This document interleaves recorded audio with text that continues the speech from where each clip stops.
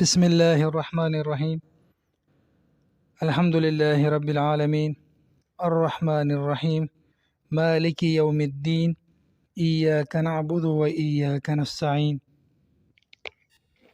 اللہم صل علی محمد وعلی آل محمد کما صلیت علی ابراہیم وعلی آل ابراہیم انک حمید مجید اللہم بارک علی محمد وعلی آل محمد کما بارکت علی ابراہیم وعلی آل ابراہیم انک حمید مجید۔ السلام علیکم ورحمۃ اللہ وبرکاتہ۔ امید کرتا ہوں کہ تمام احباب خیریت سے ہوں گے۔ معزز سامعین، قرآن شریف کا ہر ایک صورت اپنی اپنی فضیلت رکھتا ہے۔ آج ہم شب جمعہ کی مناسبت سے سورہ کہف کی فضیلت کے بارے میں بات کریں گے۔ حضرت ابو درداء رضی اللہ تعالیٰ عنہ سے روایت ہے کہ جس شخص نے سورہ کہف کی پہلی 10 آیتیں حفظ کر لی وہ دجال کے فتنے سے محفوظ رہے گا۔ اور ابو درداء رضی اللہ تعالیٰ سے ایک اور روایت نقل کی گئی ہے اور یہی مضمون کے ساتھ سورہ کہف کی آخری 10 آیت یاد کرنے کے متعلق منقول ہیں۔ اور مسند احمد میں بروایت حضرت سہل بن معاذ رضی اللہ تعالیٰ عنہ سے یہ منقول ہے کہ رسول اللہ صلی اللہ علیہ وآلہ وسلم نے فرمایا کہ جو شخص سورہ کہف کی پہلی اور آخری آیتیں پڑھ لے اس کے لیے اس کے قدم سے لے سر تک ایک نور ہو جاتا ہے، اور جو پوری سورت پڑھ لے تو اس کے لیے زمین سے آسمان تک نور ہو جاتا ہے۔ اور بعض روایات میں ہے کہ جو شخص جمعے کے دن سورہ کہف کی تلاوت کر لے اس کے قدم سے لے کر آسمان کی بلندی تک نور ہو جائے گا جو قیامت کے دن روشنی دے گا، اور پچھلے جمعے سے اس جمعے تک کہ اس کے سب گناہ معاف ہو جائیں گے۔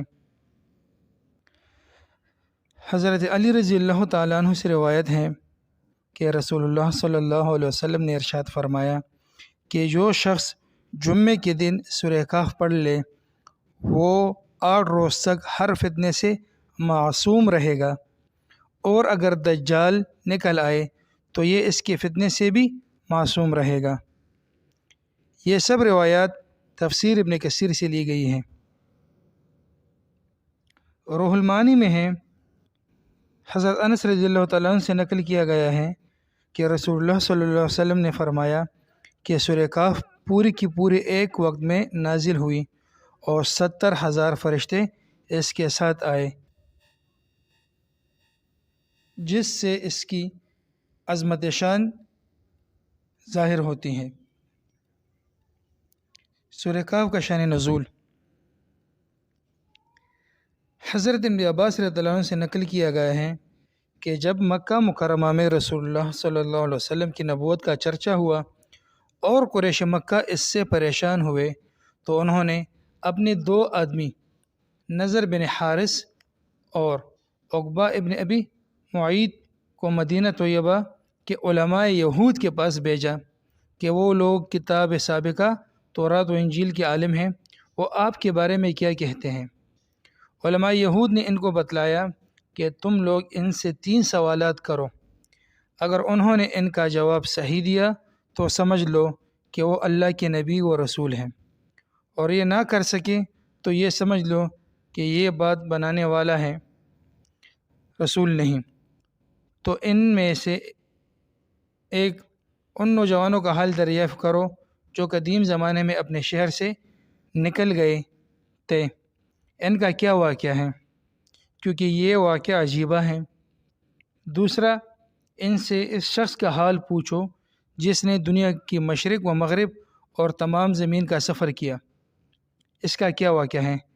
تیسرے، ان سے روح کے متعلق سوال کرو کہ وہ کیا چیز ہے۔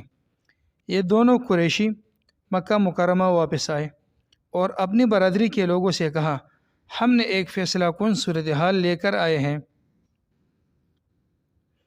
اور علماء یہود کا پورا واقعہ سنا دیا۔ پھر یہ لوگ رسول اللہ صلی اللہ علیہ وآلہ وسلم کی خدمت میں یہ سوالات لے کر حاضر ہوئے۔ آپ صلی اللہ علیہ وسلم نے سن کر فرمایا میں اس کا جواب کل دوں گا، مگر آپ صلی اللہ علیہ وآلہ وسلم اس وقت انشاءاللہ کہنا بھول گئے۔ یہ لوگ لوٹ گئے اور رسول اللہ صلی اللہ علیہ وآلہ وسلم وحی الہی کے انتظار میں رہیں کہ ان سوالات کا جواب وہی سے بتلا دیا جائے گا، مگر وعدے کے مطابق اگلے دن تک کوئی وحی نہ آئی، بلکہ 15 دن اسی حال پر گزر گئے کہ نہ جبرائیل امین آئے، نہ کوئی وحی نازل ہوئی۔ قریش مکہ ان کا مذاق اڑانا شروع کیا اور رسول اللہ صلی اللہ علیہ وسلم کو اس سے سخت رنج و غم پہنچا۔ 15 دن کے بعد جب جبرائیل امین سورہ کہف لے کر نازل ہوئے، جس میں تاخیر وحی کا سبب بھی بیان کر دیا گیا کہ آئندہ زمانے میں کسی کام کے کرنے کا وعدہ کیا جائے تو انشاءاللہ کہنا چاہیے۔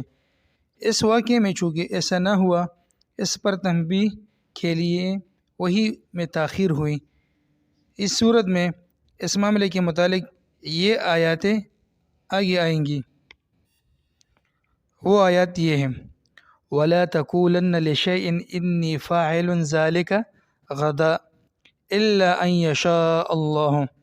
اور اس صورت میں ان نوجوانوں کا واقعہ بھی پورا بتلا دیا گیا جن کو اصحاب کہف کہا جاتا ہے، اور مشرق و مغرب کے سفر کرنے والے ذوالقرنین کے بارے کے واقعہ کا بھی مفصل بیان کیا گیا، اور روح کے سوال کا جواب بھی،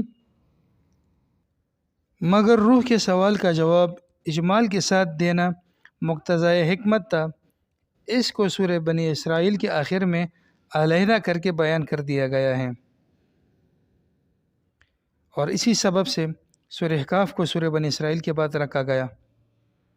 اللہ رب العزت بولنے اور سننے والوں کو عمل کی توفیق عطا فرمائے۔